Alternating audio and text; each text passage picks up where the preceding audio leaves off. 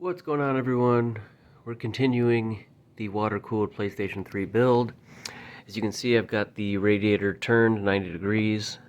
I've got some of the fittings in place. We're going to be using these chrome ones and these red barbs here. We've got our flow meter coming off the reservoir, both our ports there, as well as the tower plug-in, and another plug on this one that can support an LED as well. Over here we've got some stuff figured out on the pump and internal tubing. I need to put another piece here. What we're doing now is mounting the pump.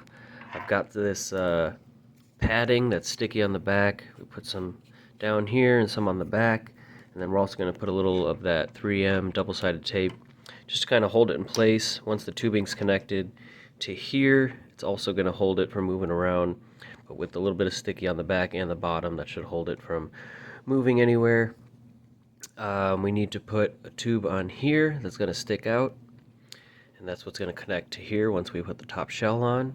And same thing here, I just need to put a tube, just doesn't matter how long it is, just stick it out so that it's plenty long enough on both of these, and then when we put it together, we'll trim it to size, plug that one into here, plug the other one into here. I need to put the sensor in place. I'm going to probably do that first, and then I'm also going to splice in 2 UV LEDs into this plug, and basically we're going to put one on the tube going out this way and one on the tube going out that way, so it should illuminate that UV red fluid very nicely when it's on. And then we're going to wire 2 UV LEDs to this fan plug. So basically we're going to have a 3-pin splitter on this. We've got 2. One will be to plug this in with the internal LEDs, and the other will be when we put the top shell on to plug the fan in with the 2 external LEDs. And that is about it. Just plug the fan in, set the top piece on, make sure the temperature display is fed through the hole here. And then once it's screwed into place, you just push the temperature display in, connect the 2 tubes, and fill up the loop. So in order to take it apart, you'd have to drain all the fluid out, unplug those 2 hoses, and then just swing the top off. I could make it easier and get a couple like quick disconnects on those, so you wouldn't even have to drain the fluid out. But those are pretty expensive, and that would really add a lot of bulkiness to the side over here. I like the idea of just having 2 tubes kind of sticking out on the side there. So let's go ahead and put this in place and get the excess wiring, because it comes with a whole bunch, just kind of zip tied up. And then we'll get the pump in place and do our wiring for the LEDs and do the last bit of tubing, and then we can pretty much put this together. Now, I did get another fan. As you saw when I first started this build, I had that clear red one. That was like $4, and the LEDs turn on, but the fan didn't spin. So I'm like, oh well. So I had this one, which is just a clear, kind of opaque clear fan with red LEDs in it. But I ordered another one. Again, like I said, it was $3.50 or something. It's clear on the outside, so it's a clear frame, but the blades are chrome and it has white LEDs. And not sure what I'm going to want to do is either this one with the red, or I like the other one with the white LEDs. Either way, the other one that's coming, according to the specifications, is about 20% quieter and is like over 70 CFM. It's an AeroCool Silver Lightning fan. So hopefully that shows up quick by the time I finish all this wiring and stuff before I actually put it together. I might want to test out that other fan on my power supply upstairs, and if I like that one, I'll probably swap it out. So anyway, let's go ahead and grab some UV LEDs and get that stuff spliced in and start putting in the rest of the internal parts. Alright, we got our temperature sensor in place, the excess wiring kind of over here, so we got this kind of set aside. We got our pump ready to go, our little everything going on there, so we just need to slide this tube onto this barb and then take the backing off of our adhesive there and then set it into this corner as far in as we can. That'll be stuck in place, and then we can put the cable tie on that one. You can see we got it on these all of these fittings here.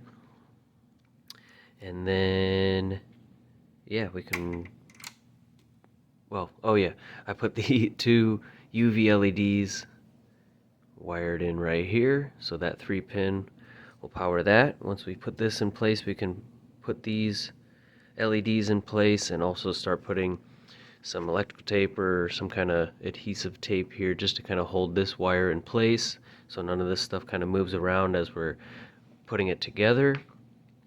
And then I can connect the wires for these LEDs. I want to go ahead and put a dab of hot glue in the back of these so these LEDs don't fall out. And you can see I just got these both ran straight down into that little hole there on the back of the fan. And we'll connect these 2 wires together and then connect it to the fan cable. I'm waiting on that because I still want to see if I want to put that other fan on there. So for now, let's just put our pump in place and get all that together. Alright, we finally got our fan in. Now it is thinner than this other one, so hopefully I can either use the same screws or I think I have other ones that are still M4 that are a little shorter. I hope so. But while this fan is out, let's go ahead and add these 2 little wires here, positive and negative for our 2 UV LEDs. So we're going to splice this into that. That way when we plug this into our extra little 3-pin connector right here, it'll power the fan, UV LEDs, and then we put the top piece on, and we can finally fill this thing up. I'm excited.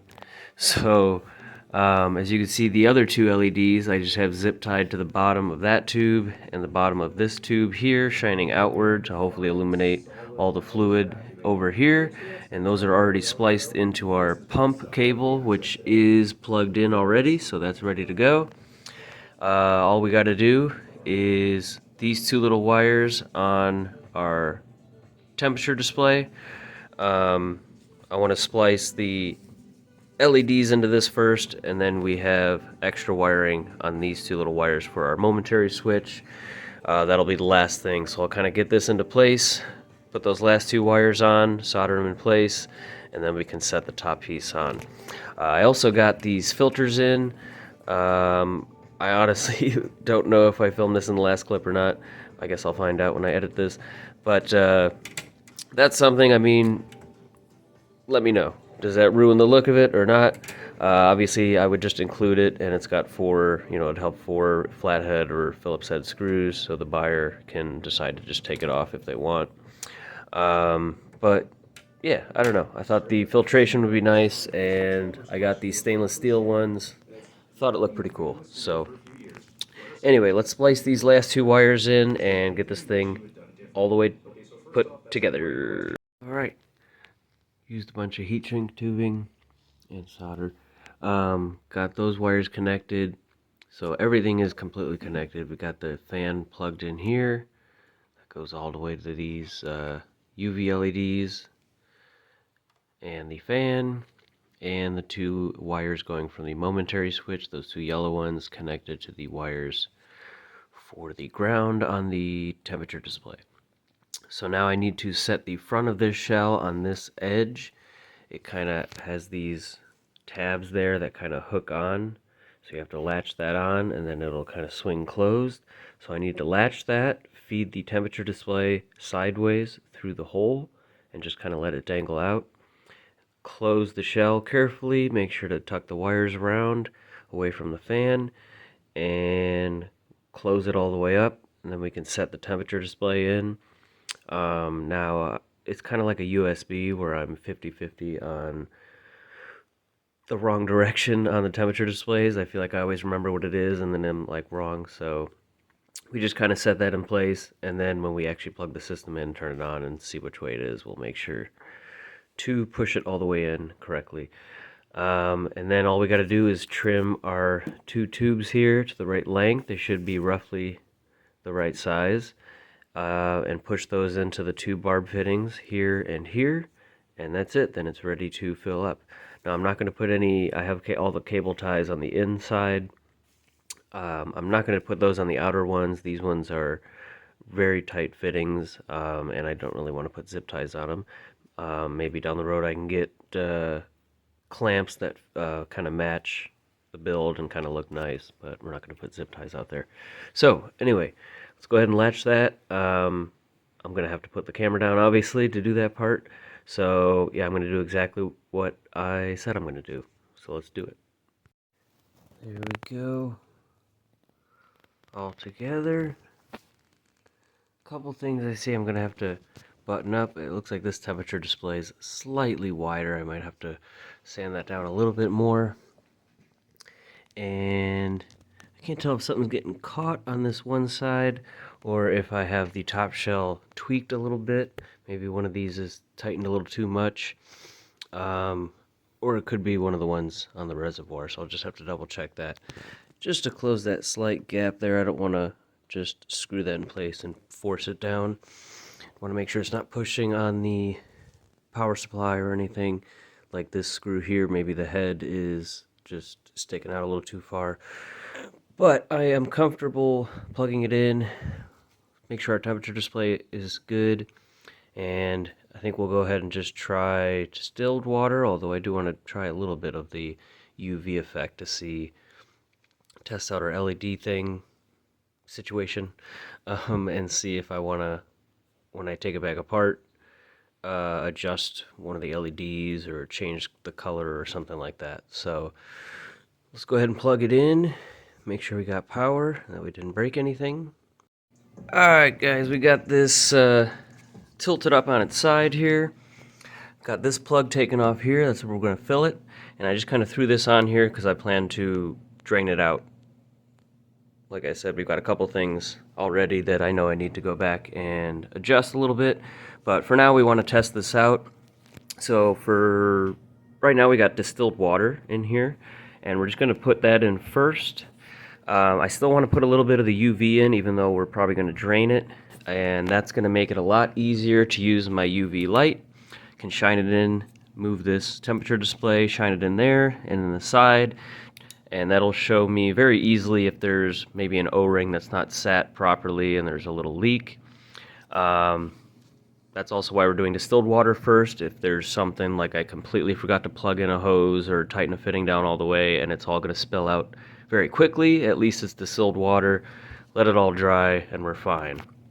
Now this is also supposed to be, most coolants should be also non-conductive. However, it's still going to leave a nasty film like on the motherboard if it spills, and obviously the ones with like these dyes in it will leave like a red residue all over. So distilled water first. If we make sure we don't have any big leaks or anything, then we'll start putting some UV fluid in there and actually turn it on and see how I like the lighting that we have set up, and yeah, just make sure it works.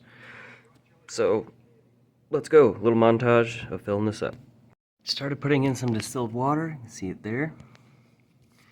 Kept going until I saw fluid coming up out of here, which will show me if that level goes down over the next few minutes, then I know something's leaking, or especially if I see something coming out here. But it looks like it's been holding steady right there.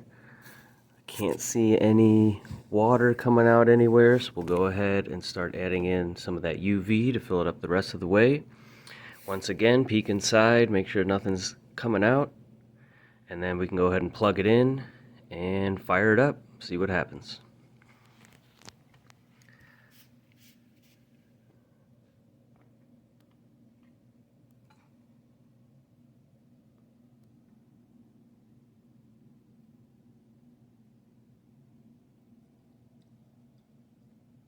Alright, we'll be back when there's more fluid in there. Nothing very interesting is happening yet. Alright guys, I'm so nervous I'm going to throw up. This is that part where I go to power it up. There is a red light, which is a good sign. We're starting at about 20 Celsius, 19.8, 19.9. Also put in the comments if you prefer Celsius or Fahrenheit. That's a joke. I'm just joking. I don't need to know who's American and who's not. Alright, here we go.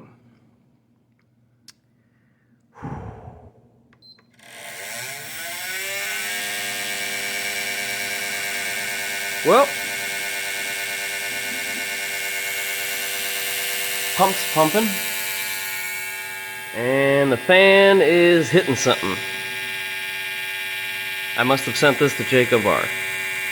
Okay, so as obnoxious and hilarious as that was, looks like that one yellow wire that I put in at the last second for the temperature display is going all the way up here into that fan and just smacking into it. So it's actually hitting right where the heat shrink tubing is, which is probably why it was even louder than it would have been. But I mean, we have no leaks. It's pumping. It powered on. Great news. Let's try and move that wire real quick and actually turn it on, test it out, play a couple games, check our temperatures and stuff. Alright guys, I got that wire moved down. Let's take 2. Perfect. And that fan is still a little louder than I would like, but